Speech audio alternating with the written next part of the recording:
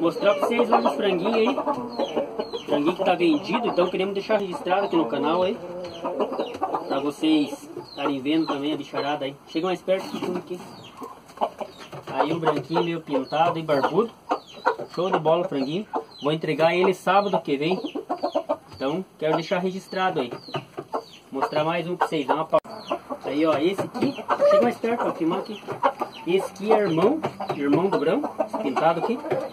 Só que esse não tá vendido ainda por enquanto. São dois irmãos. Esse começou a cantar já, aquele lá não. São franguinhos novinhos, estão com 7 meses aí. 7 para 8 meses.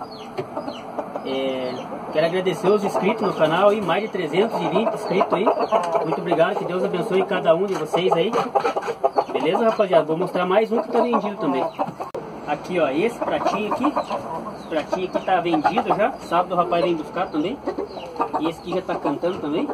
Show de bola, bico curto, barbudo. Aí o bicho tá anilhadinho já. Com as iniciais da cocheira aqui, beleza?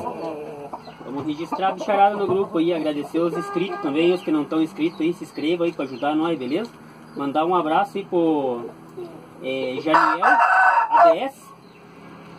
Pediu pra me mandar um abraço pra ele lá, um salve pra ele, um grande abraço pra você, meu amigo. Muito obrigado por você estar inscrito aqui no canal. Sempre estamos conversando lá no PV também, beleza? Forte abraço pra você, Janiel ADS. E é show de bola esse frango aqui, não tem nem dúvida. Esse que logo nós vamos estar testando ele. É um frango muito bem alinhado, já demonstra que é um bicho muito bom. Já foi soltado para ver o estilo dele e agradou bastante. Aqui já tá com 10 meses já. Show de bola, frango. Quero mandar um abraço para um amigo nosso que estamos sempre conversando com ele lá de Toledo, cidade de Toledo, o Jean Gabriel.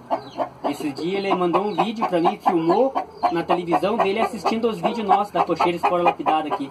Grande abraço para você também, Jean Gabriel, lá de Toledo. Forte abraço. Agradecer.